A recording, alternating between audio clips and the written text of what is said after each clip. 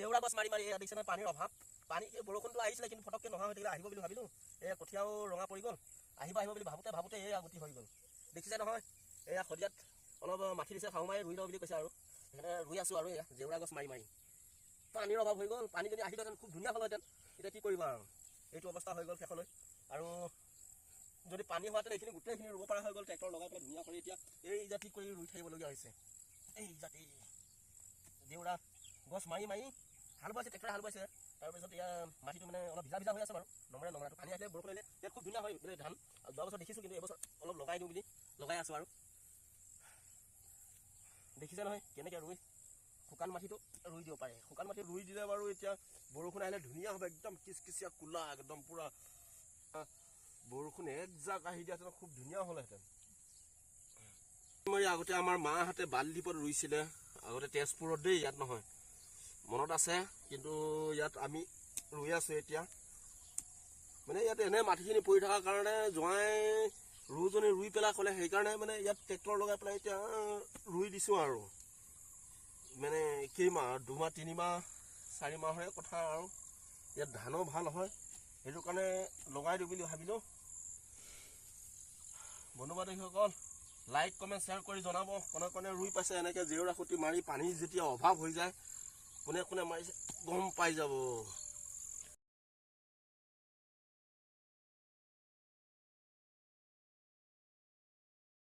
Hello' guys, কি খবৰ আপোনালোকৰ? ভিডিঅ' নবনাওঁ বুলি ভাবিছিলোঁ, তথাপিও এটা বনাই দিছোঁ আৰু। মোৰ মানুহজনীৰ মোবাইলৰ পৰা। মোৰ বৰ্তমান মোবাইলটো এতিয়াও বনাই সম্পূৰ্ণ হোৱা নাই, বনাব দিছোঁ, এতিয়াও সম্পূৰ্ণ হোৱা নাই। তাৰ IC বুলি কয়, সেইটো মানে গৰম হৈ মানে জ্বলি গৈছে। সেইটো এতিয়া আকৌ ৰিপেয়াৰিং কৰিব আৰু লাগিব 3, 4, 5 দিনমান। হোৱা নাই গৈ কৈছে।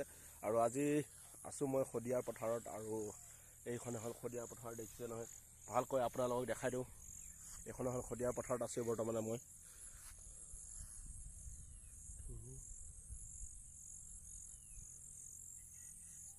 ভিডিঅ' কৰি থাকোঁতে পানীতে লাগিলে, আৰু এখন দেউৰী মানুহ এঘৰ আছে পথাৰৰ ওচৰতে। সেই পথাৰ দেখিছে নহয়, পথাৰ ঘৰৰ ওচৰতে এয়া পানী খালোঁ। পানী খাই এতিয়া যাবলৈ লৈছোঁ ইয়াত।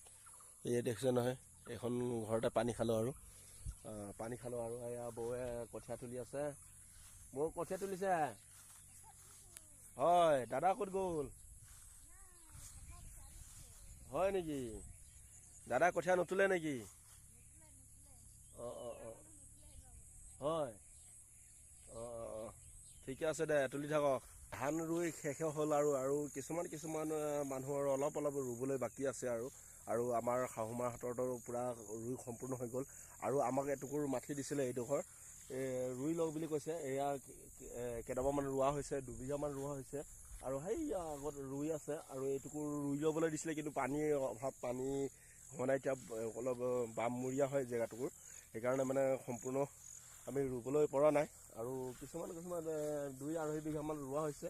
এই ধানবোৰ ক'লা পৰিছে আৰু অলপ আৰু এসপ্তাহমান হৈছে, বেছি হোৱা নাই ৰোৱা। আৰু সেয়া আৰু ৰুই আছে। পানী শুকাই গ'ল, বাওঁতে বোকাই হৈছিলে, কিন্তু ৰুবলৈ পৰা নাই, আৰু শুকাই গ'ল মাটিখিনি, আৰু ৰুই আছে আৰু বৰ্তমান। আৰু ভিডিঅ'টো চাই থাকিব শেষলৈ। আৰু পথাৰৰ ওচৰতে এয়া বাৰী, আৰু বাৰীৰ ওচৰতে এয়া ঔটেঙা লাগি আছে। গৰমৰ দিনত ঔটেঙা খাব পাৰিবৰ কাৰণে একদম পূৰা ধুনীয়া হৈ আছে। গৰম লাগিলে ঔটেঙা কুটি খাওক আৰু। এয়া ঔটেঙা আছে, ঔটেঙা গছে আছে, 1জোপা 2জোপা 3জোপা, আৰু সিফালেও আছে। ঔটেঙা লাগিছে আৰু কলিয়াইছে, আৰু খাব পৰা হৈছে, আৰু চব্জি বনাই একদম ধুনীয়াকৈ কাটি পেলাই খাবলৈ পৰা হৈছে। এই দেখিছেনে, লাগিছে ঔটেঙা 1-2টা।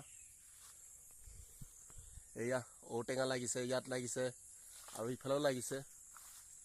সেইয়া মাজত কি লাগিছে দেখিছে না? এইয়া ঔটেঙা লাগি আছে, ইফালেও লাগি আছে, আৰু এইফালে সেইয়া ওপৰতো লাগি আছে। দেখিছেনে আপোনালোকে? এইয়া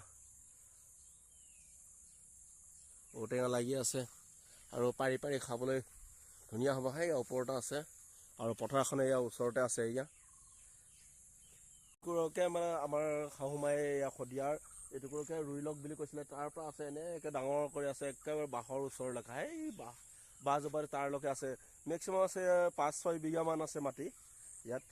খুব ধুনীয়া মাটি, সাৰুৱা মাটি। ইয়াত ট্ৰেক্টৰ গৈ একদম ৰাস্তা বনাই দিছে। ইয়াত বোকা উঠাই দিছিলে, কিন্তু পানী এতিয়া নাই। পানী থকাহেঁতেন এতিয়া এইখিনি গোটেইখিনি ৰুব পৰা গ'লহেঁতেন।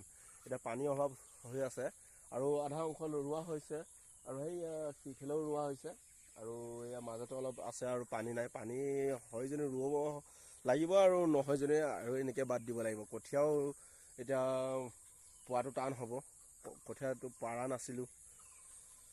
পানী বৰষুণ অলপ দিয়াৰ কাৰণে মানে এনে আছে যেতিয়া ৰুই দিওঁ বুলি ভাবিলোঁ। আৰু বাকী দ মাটি আছে, এই তাত ৰোৱা হৈ গ'ল বহুত দূৰত। ভিডিঅ' বনাব নোৱাৰিলোঁ আগতে, আৰু ভিডিঅ'টো বেছি দীঘল কৰি নাথাকোঁ ৰাইজসকল। ইমানতে সামৰণি মাৰিছোঁ, জয় আই অসম।